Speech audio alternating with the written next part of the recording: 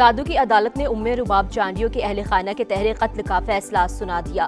عدالت نے نامزد تمام 8 ملزمان کو بری کر دیا۔ بری ہونے والوں میں ایم پی اے سردار خان چانڈیو اور برہان خان چانڈیو شامل۔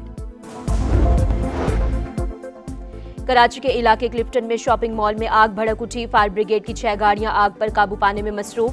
ابتدائی معلومات کے مطابق آگ شارٹ سرکٹ سے لگی۔ واقعے میں کوئی جانی نقصان نہیں ہوا۔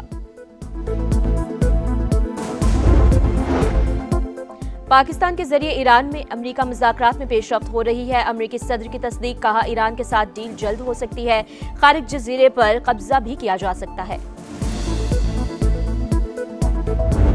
عالمی معیشت غیر یقینی کا شکار، ایشین مارکیٹس میں شدید مندی۔ جاپانی سٹاک مارکیٹ 5.26% گر گئی۔ جنوبی کورین سٹاک مارکیٹ میں بھی 4.73% گراوٹ۔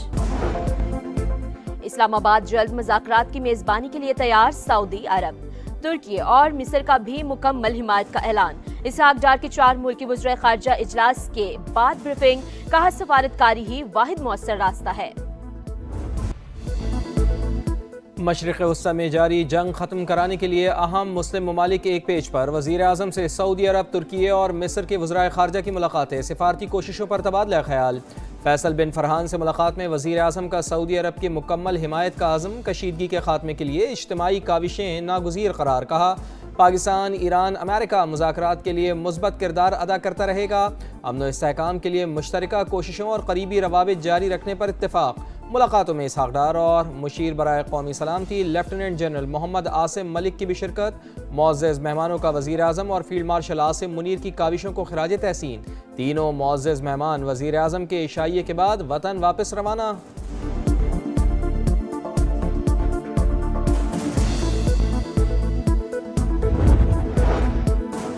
ترک، سعودی اور مصری وزرائے خارجہ سے ملاقات کر کے خوشی ہوئی۔ وزیر اعظم کا ایکس پر پیغام، کہا ملاقات میں کشیدگی روکنے کے لیے مشترکہ کوششوں پر زور دیا۔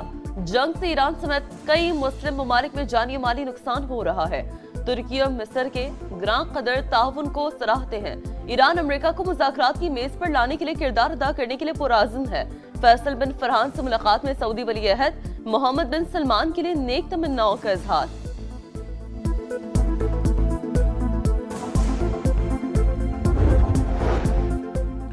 نائب وزیر اعظم اسحاق ڈار سے سعودی وزیر خارجہ شہزادہ فیصل بن فرحان کی ملاقات، دو طرفہ تعلقات، علاقائی صورتحال اور خطے کے چیلنجز پر بات چیت، باہمی روابط اور تعاون جاری رکھنے پر اتفاق۔ ترکی اور مصر کے وزرائے خارجہ بھی اسحاق ڈار سے ملے، کشیدگی کے خاتمے کے لیے جاری کوششوں پر بات چیت، تحمل، کشیدگی میں کمی اور تنازعات کے حل کے لیے سفارتکاری کی اہمیت پر زور۔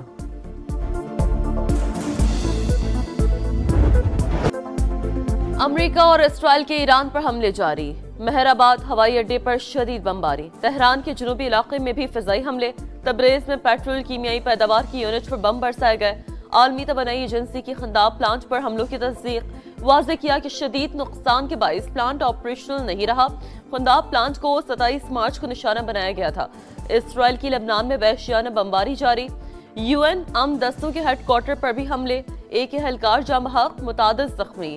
لبنانی میڈیا کے مطابق بیس پر تعینات انڈونیشین امن دستوں کو نشانہ بنایا گیا۔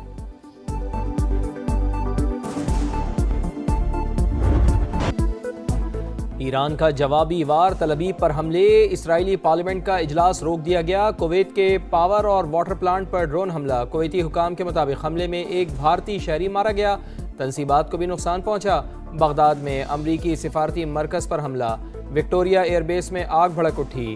سعودی عرب کا 5 بیلسٹک میزائل گرانے کا دعویٰ، حزب اللہ اور یمنی حوثیوں کی بھی صہیونی ریاست پر یلغار۔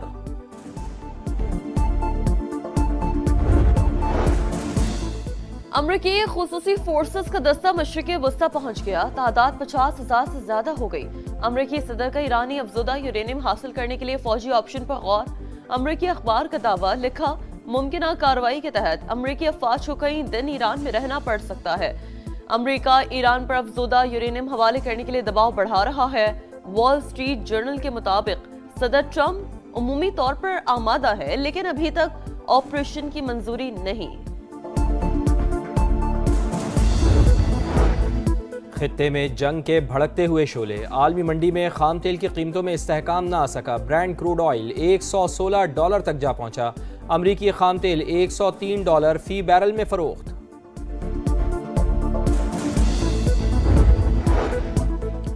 امریکہ کھلے عام مذاکرات کی بات کرتا ہے، خفیہ طور پر زمینی حملے کی منصوبہ بندی کر رہا ہے۔ ایرانی اسپیکر کا دعویٰ، واضح کیا کہ ایرانی فوج امریکی زمینی فوج کا سامنا کرنے کے لیے تیار ہے۔ ایران پر کسی بھی زمینی حملے کا بھرپور جواب دیا جائے گا۔ ایرانی وزیر خارجہ کا بھی سخت رد عمل، کہا امریکہ اور اسرائیلی تعلیمی اداروں کو نشانہ بنا رہا ہے، یونیورسٹیوں پر حملوں سے علم کا سلسلہ رکے گا نہیں۔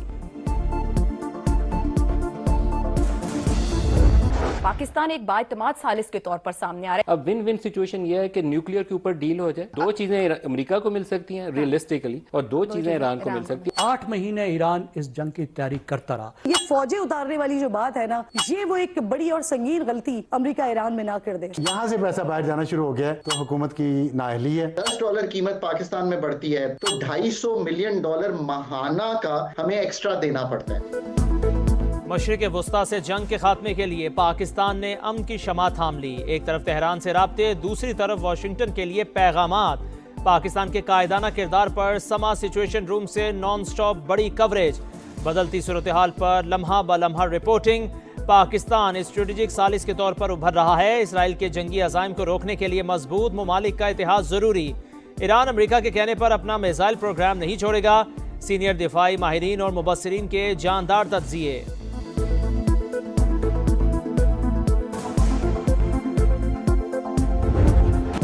قوم کو جنگ کے براہ راست اثرات سے بچانا ترجیح، گزشتہ 3 ہفتے میں عوام کو ہر ممکن ریلیف فراہم کیا، ترقیاتی بجٹ سمیت دیگر منصوبوں سے کٹوتی کی گئی، وزیر اعظم کا اجلاس سے خطاب، ایندھن کی بچت اور کفایت شعاری اقدامات کا جائزہ، مکمل نفاذ یقینی بنانے کی ہدایت، کہا ملک میں پیٹرولیم مصنوعات اور دیگر اشیاء ضروریہ کی مناسب مقدار موجود، عوام بجٹ مہم میں حکومت کا ساتھ دیں، دفاتر اور کام کی جگہوں پر ٹیلی کانفرنسنگ کو ترجیح دی جائے۔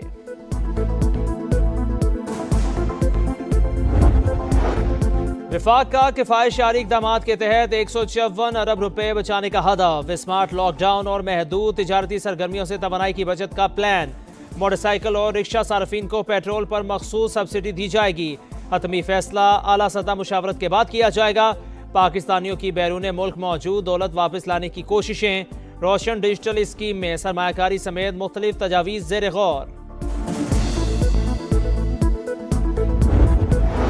پی آئی اے کا برطانیہ کے لیے براہ راست فلائٹ آپریشن بحال، 6 سال بعد پہلی پرواز اسلام آباد سے لندن پہنچ گئی، ہیتھرو ایئرپورٹ پر مسافروں کا استقبال، پروازوں کی بحالی، دونوں ملکوں کے درمیان بہترین تعلقات کی آغاز، جلد کراچی سے بھی فلائٹ شروع ہونی چاہیے، جین میریٹ کا تقریب سے خطاب۔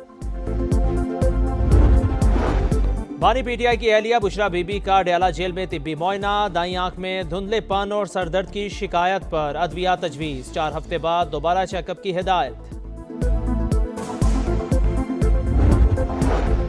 دادو میں ہائی پروفائل تحریک قتل کیس کا محفوظ فیصلہ آج سنایا جائے گا، ضلع بھر میں سیکیورٹی ہائی الرٹ، ام رباب چانڈیو انصاف کے لیے پر امید، کہتی ہیں نظام ثابت کرے گا کہ طاقتور کو بھی سزا ہو سکتی ہے۔ 8 برس پہلے ام رباب کے والد، دادا اور چچا کا قتل ہوا، پیپلز پارٹی کے 2 MP سمیت 8 ملزمان نامزد، 4 ملزم ضمانت پر اور 4 جیل کسٹڈی میں ہیں، کیس کی 380 سماعتیں ہو چکی۔ کراچی میں ہیوی ٹریفک وبال جان، کورنگی بلال چورنگی میں واٹر ٹینکر نے موٹر سائیکل کو روند ڈالا، خاتون سمیت 2 افراد جان سے گئے، بلدیہ میں بے قابو ٹریلر کی گاڑی کو ٹکر سے ایک شخص جاں بحق، 9 افراد زخمی، شہر قائد میں رواں سال ہیوی ٹریفک نے 91 جانیں نگل لیں۔ کراچی گارڈن ویسٹ میں شوہر نے بیوی پر فائرنگ کر کے خودکشی کر لی، شدید زخمی 35 سال کی پلوشہ کا علاج جاری، پولیس کے مطابق واقعہ گھریلو جھگڑے کے دوران پیش آیا، مزید تحقیقات جاری۔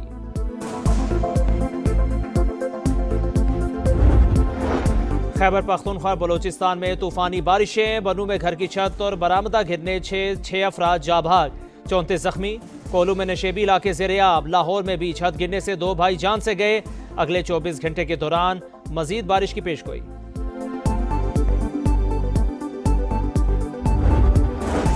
50 साल बाद चांद पर इंसानी मिशन भेजने की तैयारियां मुकम्मल। 1 अप्रैल को रवानगी मुतवक्के। नासा के मुताबिक मून मिशन को आर्टेमिस 2 का नाम दिया गया है। 4 खलाबाज चांद के गिर्द तेज रफ्तार चक्कर लगाकर जमीन पर वापस आएंगे। PSL 11 में कराची किंग्स ने लाहौर कलंदर्स को 4 विकेटों से हरा दिया। 129 रन का हदफ, 3 गेंदें कबल हासिल। आखिरी ओवर में लाहौर कलंदर्स को गेंद से छेड़छाड़ महंगी पड़ गई। एम्पायर्स ने पेनल्टी लगाकर कराची को इजाफी 5 रन दे दिए। गेंद भी तब्दील, अब्बास अफरीदी ने छक्कर लगाकर कराची को जीत दिलवाई। दूसरे मैच में कोयटा ग्लैडिएटर्स ने हैदराबाद किंग्समैन को 40 रन से हराकर पहली कामयाबी हासिल कर ली।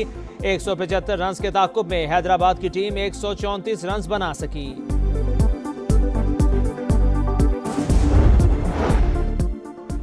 लाहौर कलंदर्स की गेंद से छेड़छाड़, फखर जमान पर ज़ाब्ता अखलाक के खिलाफ वर्जी का इल्ज़ाम आयद।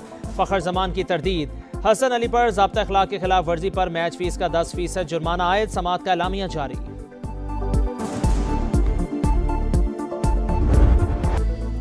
और छोटी उम्र में बड़ा कारनामा, 19 साल के अतालवी ड्राइवर किमी एंटोनीली ने जापान में फार्मूला 1 रेस जीत ली। चैंपियनशिप की तारीख के कम उम्र तरीन ड्राइवर बनने का एजाज।